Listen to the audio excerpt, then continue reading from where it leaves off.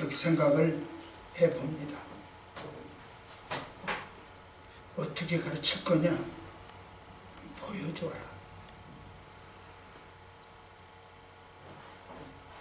오늘날 우리 기독교가 어려움을 당하는 것도 보여줌이 없기 때문이다. 그렇게 생각합니다. 그래서 보여준다면 당신은 위대한 스승입니다. 이런 이야기입니다. 당신은 청직입니다. 위대한 스승은 청지기로부터 시작됩니다. 청지기 정신에서 시작됩니다. 자, 보십시오. 시작.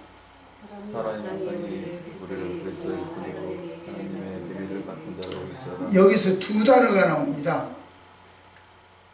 그리스도의 일꾼이고 맡은 자다. 이렇게 이야기를 합니다. 일꾼은 뭐고 맡은 자는 뭐지? 오늘 피아노를 치는 거, PPT를 만들고 일꾼이요 맡은 자요. 교회 청소를 하고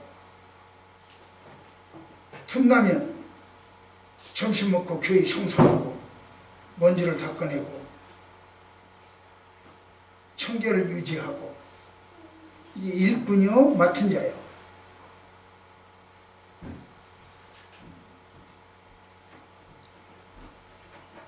일꾼과 맡은 자 차이점을 잠깐 말씀드리도록 하겠습니다. 일꾼이라고 하는 것은 우리 여러분 그 배너를 영화를 보셨죠? 배 비창에서 노를 젓는 하급 도잡이 배 비창에서 노졌잖아요. 이걸 갖다가 일꾼이라 그래요. 관료들 밑에서 시중드는 사람, 종이라고 하는 의미가 있죠. 성경에서 사내들인 제사장들, 대회당장들, 한 나라의 신하 이런 사람을 말할 때 일꾼, 종이라고 했어요. 따라서 이 일꾼은 무조건 입 딱 다물고 무조건 시키는 대로 하면 돼요. 순종만이 필요해요. 일꾼은 다른 이야기가 필요 없어요. 그냥 순종 알았습니다 하고 해버리면 돼요. 거기다가 자기 의견을 집어넣으려고 뭐라고 까락까락 하면 이제 상견한테 얻어맞거나 문제가 생겨. 여러분들이 일꾼은 순종이다 이렇게 보면 돼요. 그러니까 내가 일꾼이냐 일꾼 아니냐 그것은 순종하냐 안 하느냐 거기에 따라서 달라진다. 뭐라고인가 이견을 대기 시작하면 그건 일꾼이 아니에요. 그때부터는 그게 일꾼이라고 했고, 그 다음에 맡은 자라고 하는 말은 무슨 말이냐? 맡은 자라고 하는 것은 신약성경에 10번 사용된 단어입니다. 집안의 일을 맡아서 해주는 집사. 그래, 이 도우미가 오잖아요. 집안일을 해주죠. 고일만, 그때만 고일을 해줘요. 그런데 아예 집사는 도우미처럼 왔다 갔다 출퇴근하는 것이 아니라 그 집에서 함께 살아. 옛날에는 가정부라고 이야기를 했죠. 그런데 이 집사는 그것과 또 차원이 달라요. 그래서 로마 사회에서는 비천한 자유시민이 있었어요. 자유시민은 시민인데 조금 수준이 낮아. 신분이 낮아. 카스테이지에 의해서 그렇게 낮아요. 노예였었는데 주인이 어쩌고저쩌고 해서 해방시켜주거나 어쩐저쩌고 해서 자원 해방된 사람들, 자유를 얻은 사람들, 그 사람들이 바로 그 다음 맞춰 자유 집사 역할을 했어요. 이 집사는 집안에서 수입, 지출 다 감당해요. 돈, 재무 관리를 다 해.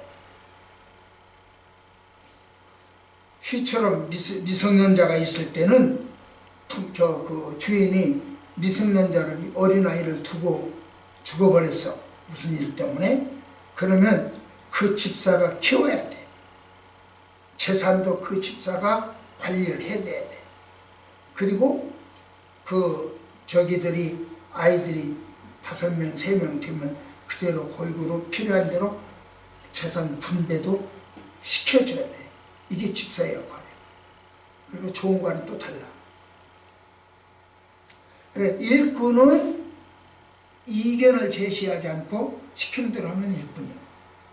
그러나 집사, 이 맡은 자는 그러지 않고 자기 의견도 순간순간 이야기할 수 있고 주인이 죽으면 전권을 이야기할 수 있고 그렇습니다. 그렇다면 바울이 왜 이 두 가지 이야기를 일꾼과 맡은 자라고 하는 이야기를 한꺼번에 말했을까?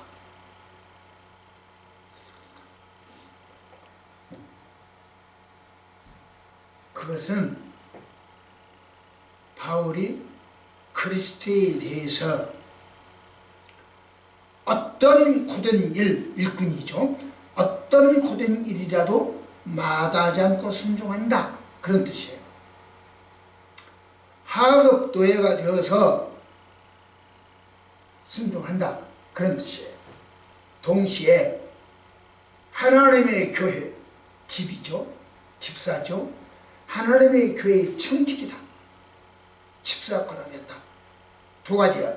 그러니까 시키는 대로 다 하는 목사가 교회 청소도 다 하고 화장실 청소도 하고 식당 청소도 하고 일꾼이야, 일꾼. 그런데 목사는 또 재무관리도 하고 인사이동 관리도 하고 해. 그건 맡은 자예요. 두 가지를 다 해. 그래 이제 그것이 너무 버겁다라고 생각되어지면 주변에서 자꾸만 목사님 이걸 제가 하죠 그래요. 지난번에 제가 청소를 하고 그러니까 여러분들 중에 제가 하죠 그랬어요. 그게 바로 이제 일꾼과 맡은 자의 역할을 같이 해나간다 이런 생각입니다. 그러면 스승죄를 맞은 우리 참 스승의 자세가 있는가? 내 자신부터 살펴보자. 그런 이야기입니다. 나에게는 일꾼 정신이 있는가? 나에게는 맡은 자 정신이 있는가? 아니면 두 가지가 다 있는가? 다윗을 봅시다. 그는 통일왕국 왕이었어요. 하지만 제가 여러 차례 이야기했죠. 통일왕국의 왕, 우리나라로 말하면 남북 통일 중에서 대통령이란 말입니다. 그런데 하나님 앞에서는 어린아이처럼 덩실덩실 춤을 춰요. 속것이 내려다 보이도록 춤을 춰요. 주변 사람들을 의식하지 않고 춤을 춰요. 자기 부인이 창문을 열고 내다보면서 미쳤군 하고 업신여김을 받도록 덩실덩실 춤을 춰요. 그렇습니다. 우리가 사회적으로는 어떤 이치에 있든지 하나님 앞에서는 짝짝꿍을 해야 돼요. 덩실덩실 춤을 춰야 돼요. 여러분들처럼. 여러분들은 사회에서 지금 어떤 직분을 가졌다 하더라도 교회 오면 바짝 엎어버려요. 덩실덩실 춤을 추고 하나님 앞에 춤을 추잖아요. 그렇다치고 예? 내 생각 자기 생각 빡빡 우게 되지 않잖아. 이것이 바로 일꾼과 맡은 자의 역할이다. 이게 스승으로서의 역할이다. 이런 얘기고, 하급 도자비가 되어서 충성하는 것, 이것입니다. 말씀 받습니다. 시작.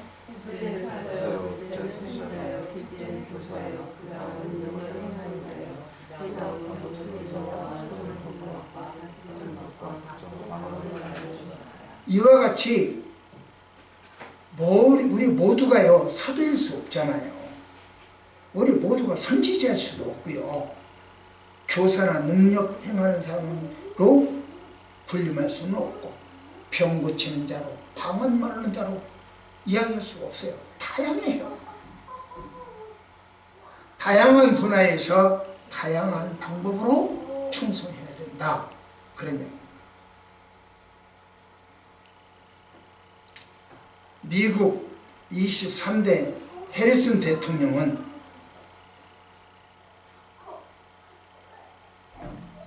백화점 창시자, 백화점이라고 하는 것을 전 세계에서 최초로 창시했던 이 창시자 존 워너메이커죠. 그 사람을 최신부 장관으로 좀 도와주세요. 오늘 요즘 우리나라 새 정부를 구성하느라고 힘들죠. 그런데 이 해리슨 대통령도 그렇게 부탁을 했어요. 최신부 장관을 좀 해주세요. 그랬더니 이 워너메이커가 하는 소리가 얼른 대통하겠습니다. 그러지 않았어요. 우리나라는 뭐 지금 장관도 그냥 대통한다, 비서관도 내가 대통한다, 그래가지고 또 문제가 여러 가지로 생기기도 하고 그렇지 않습니까? 알고 보면 나 같은 사람 못해요, 그래야 할 만한 입장인데도 뭐 하겠다 시키면 얼른 덥석덥석 먹다가 또 걸리기도 하고 그러지 않습니까? 근데 이 존 워너메이커는 덥석 받아들이질 않아요. 안 하고 그 다음에 조건을 내버려요. 자기 리스크가 있다는 이야기가 아니고 흠이 있다는 그런 것도 아니고 조건을 이야기해요. 뭐라고 이야기하냐면, 내가 교회 다니는 사람이에요.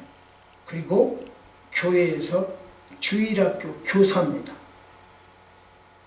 내가 최신부 장관 할 때 교회 가서 주일학교 선생 할 수 있도록 시간을 허락해 주면 나도 최신부 장관을 허락할게요. 이렇게 조건을 해줘요. 그러니까 교회에서 주일학교 교사 안 한다, 그럼 나 최신부 장관 안 해요. 이런 식으로.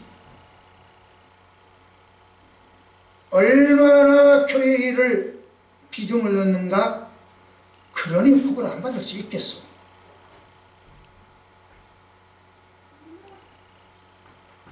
그렇게 맡은 자, 일꾼이 되어야 된다. 그래서 내가 여러분들한테 가끔은 이야기하죠. 적어도 20분 전에는 교회로 와라. 와서 그날 설교가 뭘 것인지, 찬송은 어딘지, 성경은 어딘지 다 찾아보고 읽어보고, 지난주 성경 본문이 다 여기다 띄워놓고 있으니까 다 한번 리바이브로 다시 읽어보고, 그래서 지난주 은혜가 지금까지 계속 되어지고 사모해야 오늘 이 시간 예배가 사모하는 예배가 되온다.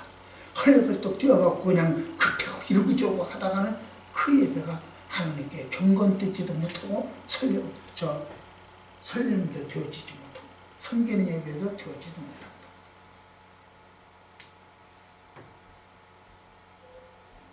가끔 그런 이야기하죠. 적어도 존 워너메이커처럼 나 교회일 지금 성가대를 맡아서 피아노 치는 일을 맡았어. 내가 지난번에 그랬잖아요. 저기를 저기를 징계하려고 그랬다고. 그래야 된다니까요. 맡은 일은 죽어도 최신부 장관이 문제가 아니라는 거죠. 그것이 바로 복받을 처세예요. 그러니까 내 신앙부터 점검을 해야 된다.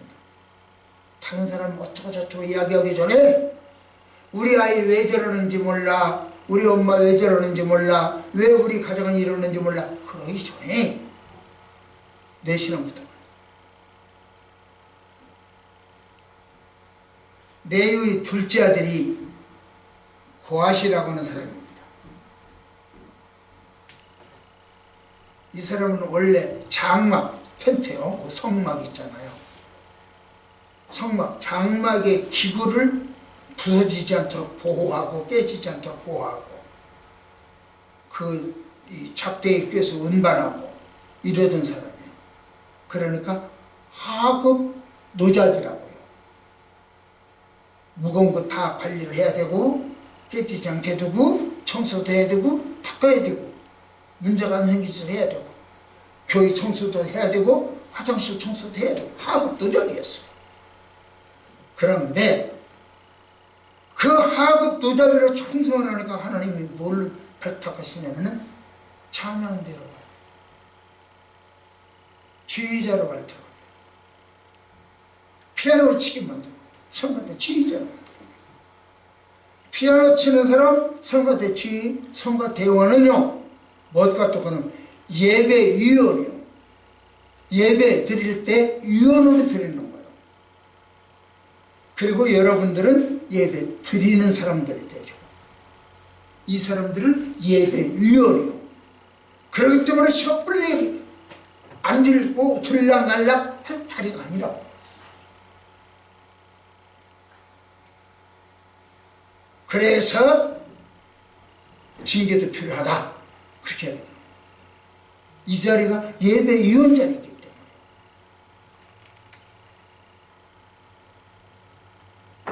그 후손들은 그렇게 성막 청소나 하고 이 물건이나 나르는 하급 노잡이가 충성하다가 보니까 성가대 지휘자 이 예배위원이 됐단 말이에요.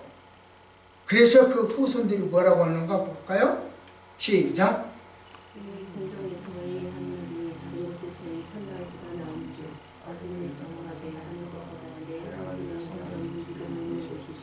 예, 이 사람들은 주의 궁전에서 한 날이 저 성전에서 한 날이 저기에서 다른 데서 그러니까 악인들과 함께 첫날 지내는 듯한 줘놨습니다. 그렇게 하기로 해요. 최신부 장관보다 주일학교 교사가 더 좋습니다 하는 뜻이죠.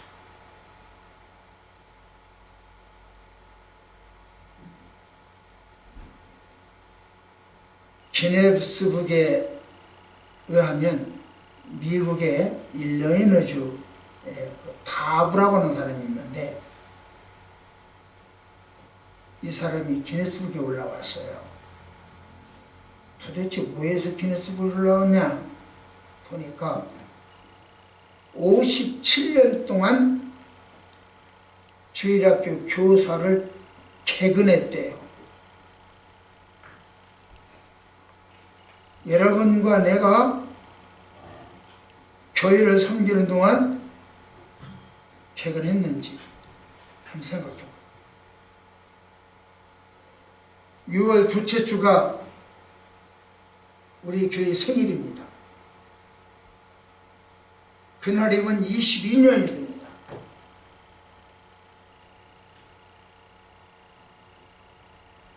22년 동안 개근했는지 생각을 해보세요. 그러니까 제가 오늘 그랬잖아요. 다른 사람 가르치기 전에 자기 자신 나부터 배워보자, 가르쳐보자.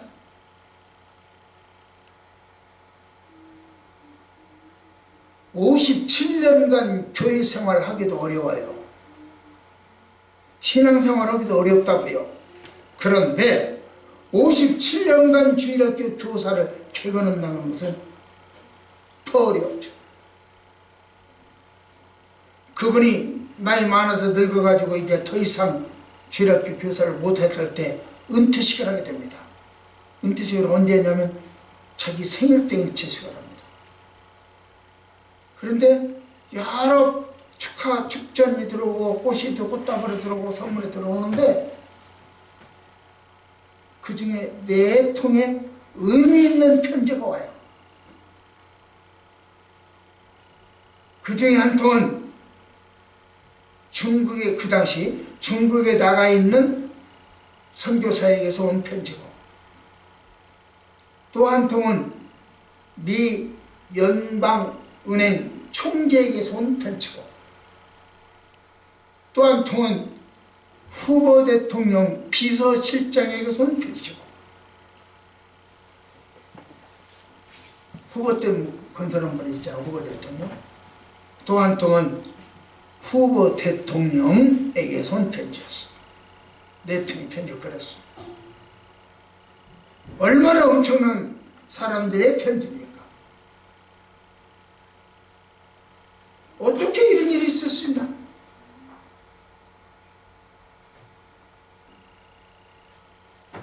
어느 날 다윗이가 길을 지나가다 보니까 골목길에서 꼬마들 4명이 놀고 있었어.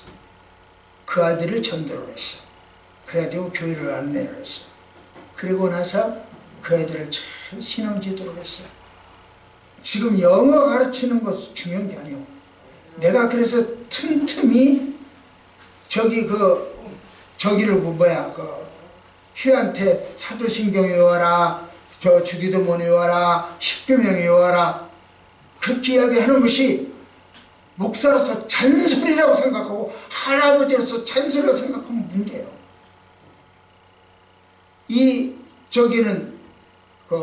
다윗이는 그렇게 가르쳤어요. 그것이 중요한 것이 아니고 성경을 가르쳤어요. 유대인들은 그러잖아요. 성경을 가르쳐. 이번에 유대인들 아니지만 그렇게 했어요. 그들이 훗날 미국을 이끌어가고 세계 선교를 담당하는 일꾼들로 성장했다는 거죠. 그리고 스승님의 은퇴 파티에 참석을 못하고 축하 편지를 보냅니다. 이처럼 교사는 일꾼, 맡은 자로 사람을 키우는 청직입니다. 여러분과 나는 사람을 키워야 됩니다. 그 사람은 많이 키워도 좋고, 지금처럼 4명 키워도 좋고, 1명 키워도 좋고, 이게 중요합니다. 그래서 이제 휘한테 얼마나 성경을 가르치냐 하는 것은 휘 장래가 결정돼요. 그래서 휘가 아무것도 모르는 4살, 3살 그때도 같은 일을 같이 드려야 돼요.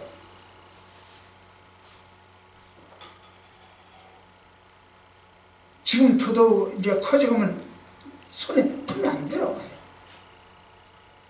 지금까지 교회에 올 때 휘가 한 번도 제 엄마 따라서 안 들은 적이 없어요. 오늘 안 들어오더라고요. 뭐하냐? 놀이터 갔대요. 점점 엄마 품에서 나가요. 점점 나가요. 떨어져요. 그러기 품에 안에 있을 때 말씀 제대로 가르쳐 주세요. 그래야 맡은 자로서의 충성이 되어질 뿐 아니라 아이가 일꾼이 됩니다. 기준 성경에 안 두고 이론, 문학, 합리적, 정서적 이 세상 지식에 두면 결과가 어떻게 되나? 나중에 가서 후회하냐? 그때 가면 우리는 이 땅에 없겠죠. 후회할 때가 되면. 두 번째입니다. 시작. 사회적 부모입니다. 말씀 맞습니다. 시작.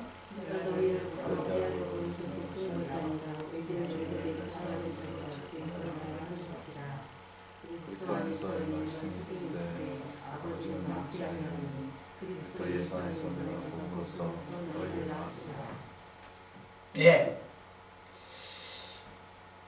비배 가나다는 그 잠언집에 이런 말이 있어요. 누가 당신과 논쟁하려고 하거든 입 딱 다물고 침묵해버려라.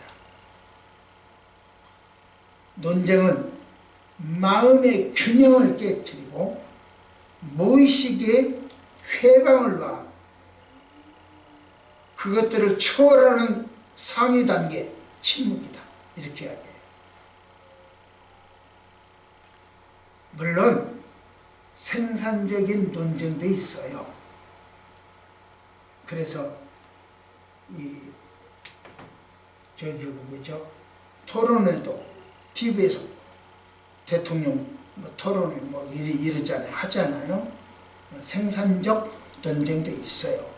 그러나 대부분의 논쟁은 사람들 사이에 불을 붙이고 그 불이 자기 자신을 태우기도 합니다. 인격도 지성도 순간에 따라가 버리는 논쟁이 있을 수 있어요. 침묵이야말로 모든 논쟁을 추월해요. 그래서 침묵은 금이라 그랬어요. 논쟁보다는 침묵이에요. 집에서 부부싸움 할 일이 있거들랑 생길 것 같으면 침묵하세요. 누군가 한 사람이 침묵을 하면 싸움 안 일어나요. 제가 경험한 바로는 부모와 자식이기 때문에 침묵이 있을 수 있더라고요. 정말 깊은 침묵이 있을 수 있어요. 사실 부모와 자식 사이에는 못할 말이 없어야 돼요. 안녕하 집사 집에 와가지고 처음하고 이야기하는 거 보면 뭔 할 말이 이렇게 많은지 자자자자자 쉬지 않고 이야기하다가 갈 때도 쉬지 않고 이야기하다가 뭔 말인가 모르겠어. 할 말이 뭐 이렇게 많은지. 야, 이것이 부모 자식 사이다. 집안에 우리 집안이 절강 같아. 조용해. 그러다가도 녀석이 오기만 하면 이제 그때 사람 사는 집안이 되는 거야. 그러나 그렇게 이야기를 많이 한다 하더라도 정작 부모 자식이기 때문에 하고 싶은 이야기를 못하는 경우가 있어요. 콕 참고 침묵해버리는 경우가 있어요. 안세우 집사가 지 엄마 하는 일을 극구 반대를 했어요. 저 엄마도 있고 나도 있고 같이 있는 저 부부도 있고 그런데 극구 반대를 해요. 이러이러니까 엄마 하지 마세요. 지 엄마는 이러이러니까 해야 한다. 둘이 얼굴을 붉히면서 이제 점점 얼굴을 붉혀져요. 그때 내가 개어버렸어요. 저는 이야기를 잘 안 하거든. 그때 개어버렸어요. 세야 그만해라. 아빠 뭐하는지 몰라요?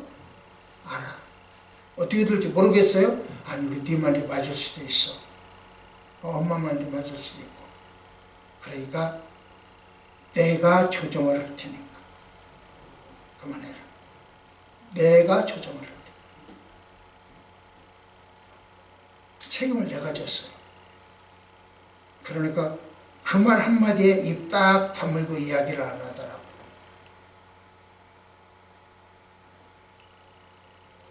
노벨 문학상을 수상한 아일랜드의 극작가 겸 소설가죠. 버나드 쇼. 그가 1950년 95세의 나이로 죽었어요. 그가 죽을 때 내 묘비에 이렇게 써달라 그러고 죽었어요. 자기 묘비를 유언하고 죽었어요. 우물쭈물하다 내 이렇게 될 줄 알았지 이렇게 써달라. 우물쭈물하다가 내 이렇게 될 줄 알았지. 그렇습니다.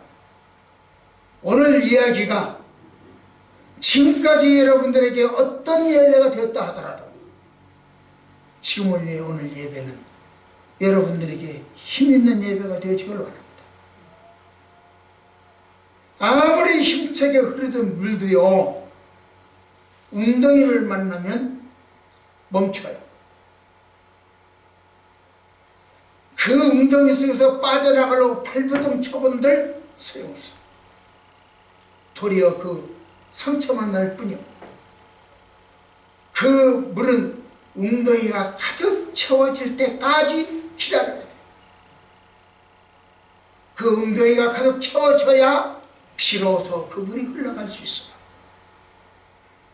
침묵, 웅덩이에 갇혀있는 침묵이 필요합니다. 부모님은 자식들의 아우성이 원망, 조용하게 침묵도 필요해요. 맞대어머니 않고.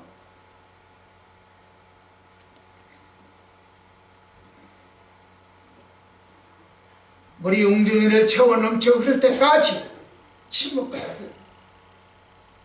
선생님은 제자들을 향해서 이래라 저래라 하지 마라 해라 가져와라 가져가라 이야기도 많고 찬소리도 많은 것 같은데 많은 요구도 있는 것 같은데 하지만 막상 하고 싶은 이야기는 못하는 경우도 많아요.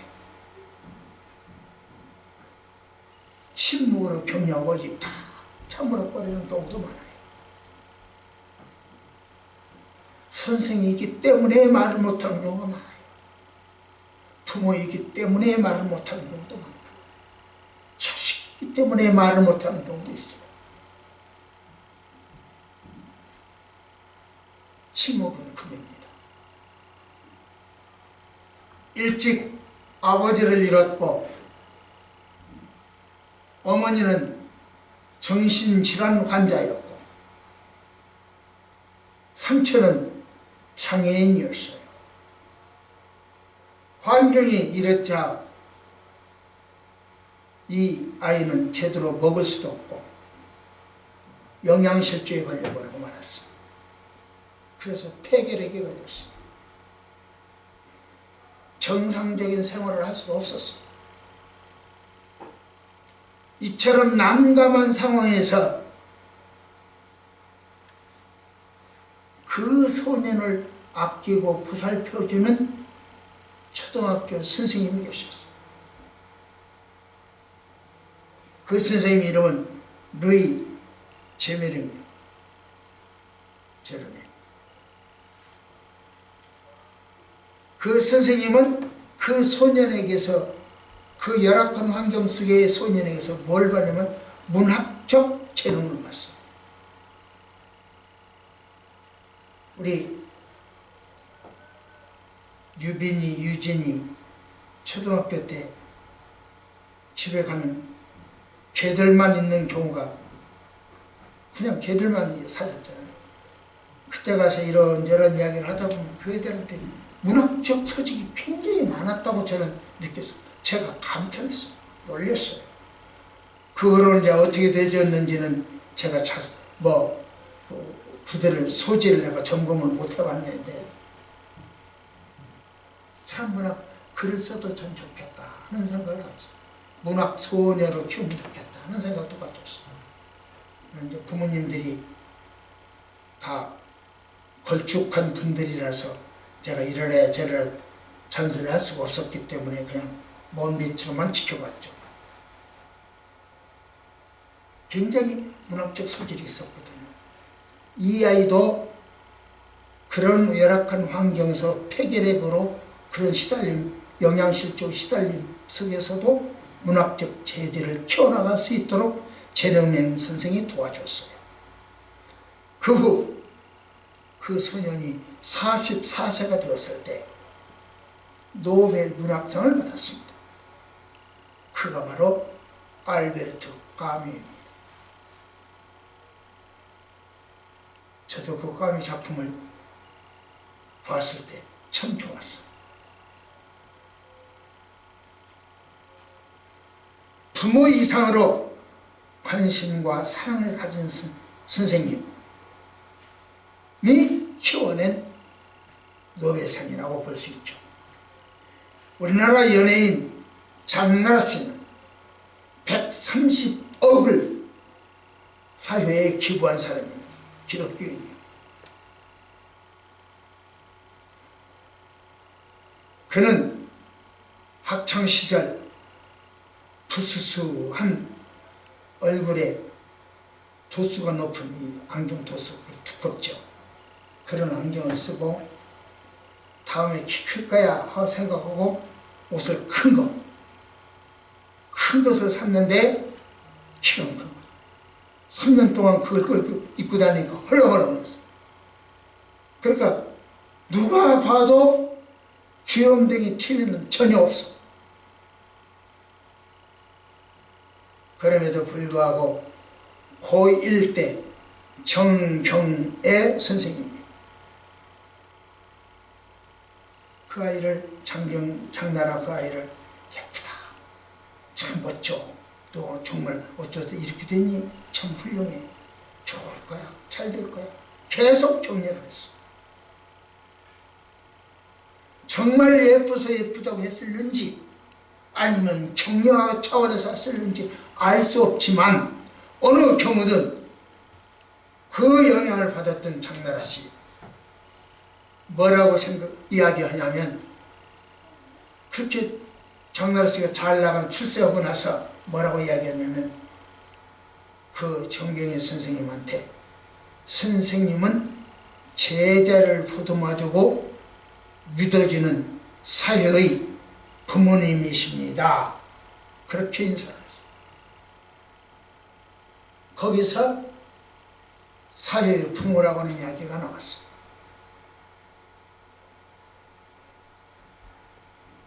마지막 세 번째입니다. 시작. 사표요. 천하의 모든 일은요, 중심이 바로 서야 돼요. 팽이도요, 어떤 형태의 둥근된 팽이든 길쭉한 팽이든 어떤 형태의 팽이든요, 중심 못 잡으면 쓰러져요. 자전거도요, 아무리 비싼 자전거도, 제가 누구한테 이야기를 들으니까 자전거가 3천만 원짜리 있다고 하더라고요. 나는 200만 원짜리를 봤어요. 자전거에서. 야, 비싸다 그랬거든요. 그랬더니 3천만 원짜리도 있대요. 할 말이 없더라고요. 아무리 비싼 자전거도요, 중심을 잃으면 쓰러져요. 그런 점에서 보면 모든 일에는 중심이 있어야 돼요. 여러분, 이 세상 살아가는데 중심이 있어야 되고요, 아이를 키우는데도 중심이 있어야 돼요. 돈 버는데도요, 중심이 있어야 돼요. 키우는 중심이요, 성경이었으면 좋겠습니다. 말씀이기를 원합니다. 믿음이기를 원합니다. 거기에서 배제가 안 됐으면 좋겠습니다.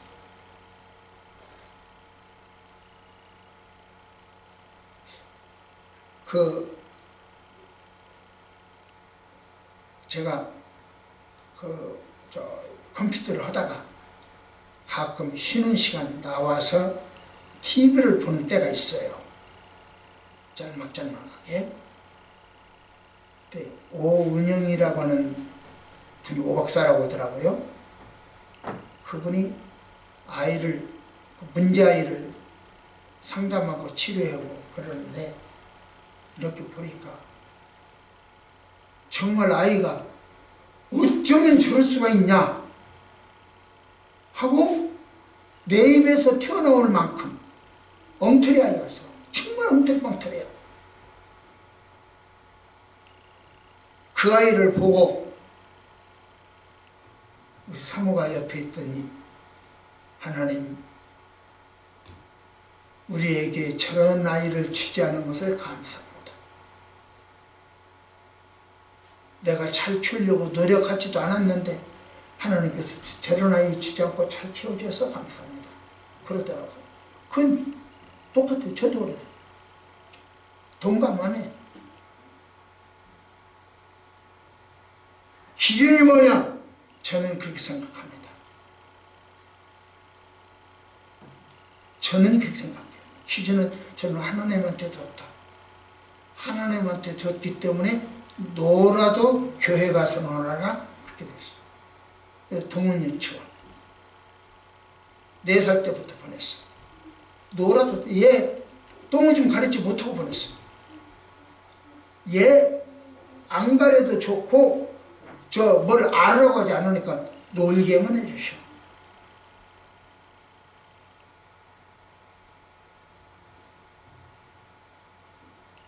중심을 나는 하나님한테 두기 때문에 놀고 하나님 나라에서 하나님 품속에서 하나님의 사람들과 놀게만 해주셔.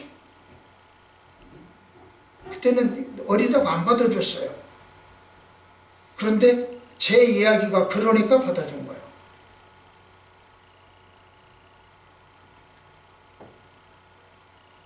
그래서 그 교육 덕분에 저런 아이가 안 태어났다, 저런 아이가 안 되었다 이렇게 말하고 싶었어요. 며칠 전에 그게 보이고 세상살이는 변수의 연속입니다. 성공과 실패, 행복과 불행이 겹쳐 다가옵니다. 그때마다 자기만의 기준이 필요합니다. 직장에서 좌천되는 경우도 있고요. 직장을 잘리는 경우도 있어요. 좌천되는 왜 어떤 경우가 생기든지 간에 자기만의 기준이 있어야 돼요. 그렇지 않으면 우왕좌왕은 필요합니다. 그런 우리 조원교회 성도 여러분들은 절대 기준이 분명한 분들이요.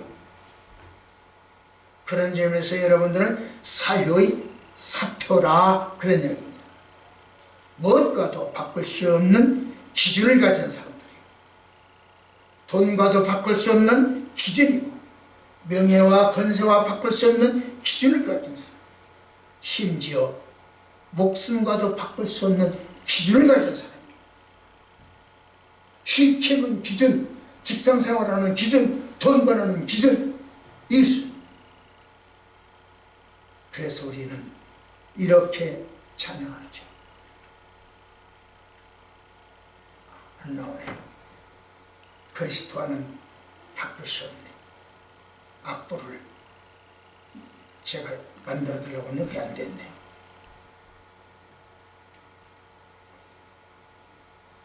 그리스도와는 우리는 아까 불렀던 94장입니다.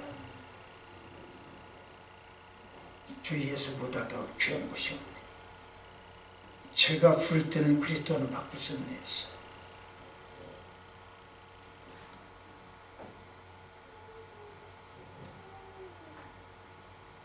자, 말씀 받습니다. 시작.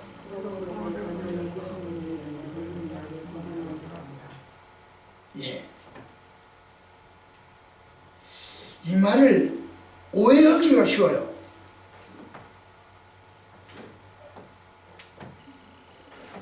목사님들 중에서도 이 말을 오해를 하고 제대로 이해가 못하는 경우가 있더라고요. 서로 연구한 분야가 달라서 그러기도 하죠. 이 말을 잘못 생각하면 다시 한번 읽어봐요. 시작. 나를 본받아라. 여러분, 제가 여러분들한테 지금 설교하는데 안건사 뭐 그 모양이야. 나봐 나 뭐 좀 본받아. 기분이 어떠었어? 좋아요? 이게 꼭 그런 말로 들려. 김 집사, 이 집사 왜 그 모양이야? 나봐 나 좀 본받아. 이게 그 말처럼 말이야. 그래, 이 말은 그런 뜻이 아니고, 그렇게 이야기하면은 바울이 이만큼, 바울이 연설인데 바울이 얼마나 교만해. 그 이야기가 아니라 내가 예수 믿고 여기까지 왔잖니? 너희들도 그렇게 예수 믿고 이런 일 했으면 좋겠어. 그 다음에 조건을 붙여요. 바울이 그 다음에 조건을 붙여. 내가 예수 믿고 여기까지 왔어. 사도가 되었고 또 그 세계를 복음할 그 3차 전도여행을 다니고 이러잖아요. 그래서 내가 여기까지 왔어. 그 학문 배웠던 것, 가말레엘의 학문, 그 고급 학문, 최고 학문, 오늘날 뭐 하버드다 서울대야, 그 학문 다 버려버리고 배설물처럼 여겨버리고 오늘 여기까지 왔어. 이 체감금 가지고 복음 전하고 다니는 거야. 내가 지금 예수 믿고 그렇게 됐어. 너희들도 그랬으면 좋겠어. 나처럼 그랬으면 좋겠어. 그 이야기예요. 그런데 무엇 하나는 나처럼 되면 안 되냐. 보세요. 시작.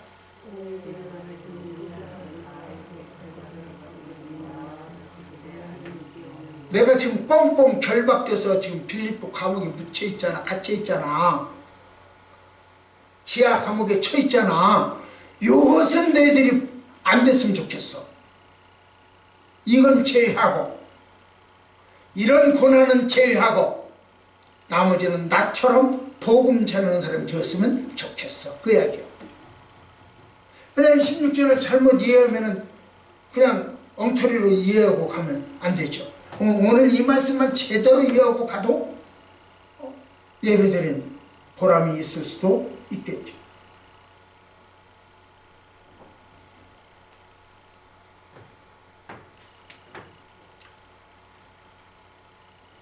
모든 은행 심사를 성경이 뭐라고 하는지 점검해야 돼요. 자기와 이웃 사람들에서 자기 견해가 어떻고, 그 이웃 사람들이 어떻고, 학문이 이렇고, 철학자가 이렇고, 교육자가 이랬다 하더라도, 논리성이 있고 합리성이 있고 이성적이라 하더라도 하나님 말씀과 상충되면 아니에요. 그게 기준이에요. 말씀이 기준이 돼서. 그래서 하나님 말씀의 기준을 두면 신분주의요. 지금 다른 것에 기준을 두면 인본주의요. 신앙생활은 인본주의를 못해요. 하늘을 나는 인본주의를 못 가요. 복은 인본주의를 못 받아요. 그렇기 때문에 건강가정기본법이라든가 평등법이라든가 차별금지법이라든가 동성애라든가 제가 그렇게도 부르짖는 이유가 그건 성경이 아닙니다. 그건 이론에 맞고 정세에 맞고 합리에 맞을는지는 몰라. 그러나 성경은 안 돼요.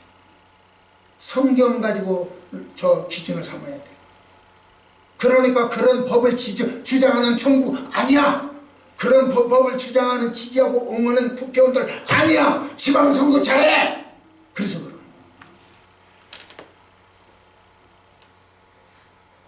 그 기준이 잘 설정돼야 된다는 거죠. 그것을 알려주는 것이 바로 사회적 부모라. 그런 얘기입니다. 그걸 모르는 사람이 너무 많아. 그러니까 사회적 부모는 그것까지 알려줘야 됩니다. 그 이야기입니다. 자, 말씀 받습니다. 시작.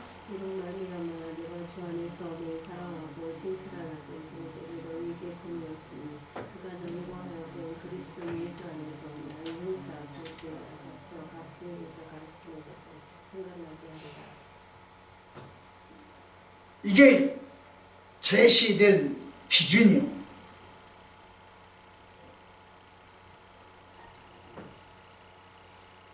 디모데를 통해서 배우는 말씀대로 살라. 말씀이 기준이라. 한 청년이 누가 나를 좀 가르쳐 줄 수 있나? 위대한 스승이 없을까? 하고 집을 나가버렸어요. 그리고 나서 수년간 헤매고 다녔어. 그 선생을, 위대한 선생을 만나기 위해서. 찾지 못하고 더워서 어느 나무 그늘 밑에서 쉬고 있어. 그런데 지나가는 어떤 노인이 그 청년에게 물어. 여보게 왜 그러고 있나? 예, 나 위대한 스승을 만나려고 하는데 못 만났어요. 그래? 내가 알려줄까? 예, 알려주세요. 지금 빨리 자네 집으로 가보게. 집에 가면 버선발로 맨발로 튀어나오는 사람이 있을 것이에요. 그 사람이 자네에게 가장 위대한 선생이네. 그 말을 듣고 뛰어가 왔어요. 집에. 그랬더니 진짜 뛰어나오는 사람이 있어. 부둥켜 안고 비비고 입을 맞추고 감싸고 맛있는 것을 만들어주고 엄마였어요. 그 엄마 밑에서 계속 엄마를 스승이라고 해서 깨닫고 같이 생활을 했어요. 그리고 엄마가 가르쳐준 대로 순종을 했어요. 미국의 35대 대통령 케네디 이야기입니다. 케네디가 그게 쉬워요. 위대한 스승은 만연의 사표입니다. 여러분이 바로 만연의 사표입니다. 말씀에 있습니다. 당신은 청직입니다. 당신은 사회적 부모님이십니다. 여러분은 만연의 사표입니다. 한 생명이 이 땅에 태어나서 제일 먼저 배우는 것은 엄마, 아빠입니다. 한 생명이 이 땅에 태어나서 제일 먼저 보는 그림이 부모님의 얼굴입니다. 한 생명이 이 땅에 태어나서 제일 먼저 닿는 등대 빛이 바로 엄마의 눈동자 빛입니다. 이 땅에 엄마보다 위대한 스승은 없습니다.